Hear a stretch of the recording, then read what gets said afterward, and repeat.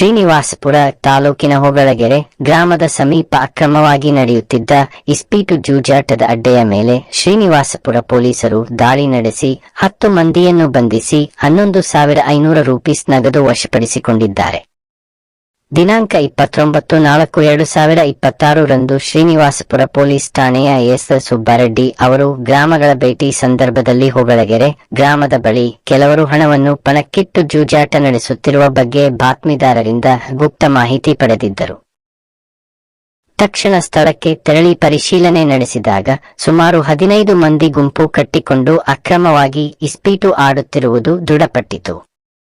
ಈ ಮಾಹಿತಿ ಆಧಾರದ ಮೇಲೆ ಕುಮಾರಿ ಮನಿಷಾ ಐಪಿಎಸ್ ಎಸ್ಪಿ ಮುಳಬಾಗಿಲು ಉಪವಿಭಾಗ ಅವರ ಮಾರ್ಗದರ್ಶನದಲ್ಲಿ ಶ್ರೀನಿವಾಸಪುರ ಪೊಲೀಸ್ ಠಾಣೆಯ ಇನ್ಸ್ಪೆಕ್ಟರ್ ಬಿ.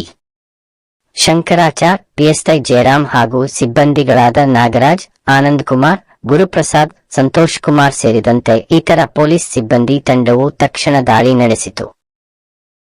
ಕಾರ್ಯಾಚರಣೆಯಲ್ಲಿ ಒಟ್ಟು 10 ಮಂದಿಯನ್ನು ಬಂಧಿಸಲಾಗಿದ್ದು, ಜೂಜಾಟಕ್ಕೆ ಬಳಸಲಾಗುತ್ತಿದ್ದ 11,500 ರೂಪೀಸ್ ನಗದು ಹಣವನ್ನು ಪೊಲೀಸರು ವಶಪಡಿಸಿಕೊಂಡಿದ್ದಾರೆ. ಉಳಿದ ಕೆಲವರು ಸ್ಥಳದಿಂದ ಪರಾರಿಯಾಗಿರುವ ಸಾಧ್ಯತೆ ಇದ್ದು, ಅವರ ಪತ್ತೆಗೆ ಕ್ರಮ ಕೈಗೊಳ್ಳಲಾಗಿದೆ ಎಂದು ಪೊಲೀಸರು ತಿಳಿಸಿದ್ದಾರೆ.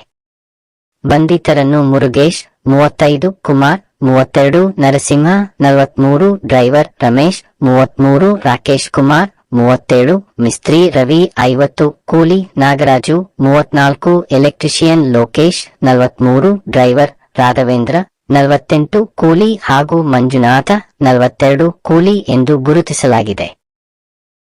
ಅಕ್ರಮ ಚಟುವಟಿಕೆಗಳನ್ನು ತಡೆಯುವ ನಿಟ್ಟಿನಲ್ಲಿ ಪೊಲೀಸ್ ಇಲಾಖೆ ಕಠಿಣ ಕ್ರಮ ಕೈಗೊಳ್ಳುತ್ತಿದ್ದು, ಸಾರ್ವಜನಿಕರು ತಮ್ಮ ಸುತ್ತಮುತ್ತ ಇಂತಹ ಕಾನೂನುಬಾಹಿರ ಚಟುವಟಿಕೆಗಳು ಕಂಡುಬಂದಲ್ಲಿ ತಕ್ಷಣ ಮಾಹಿತಿ ನೀಡುವಂತೆ ಮನವಿ ಮಾಡಲಾಗಿದೆ. ಈ ಯಶಸ್ವಿ ಕಾರ್ಯಾಚರಣೆಯಲ್ಲಿ ಭಾಗಿಯಾಗಿದ್ದ ಎಲ್ಲಾ ಪೊಲೀಸ್ ಅಧಿಕಾರಿ ಹಾಗೂ ಸಿಬ್ಬಂದಿಯವರನ್ನು ಕೋಲಾರ ಜಿಲ್ಲಾ ಪೊಲೀಸ್ ಅಧೀಕ್ಷಕರಾದ ಶ್ರೀಮತಿ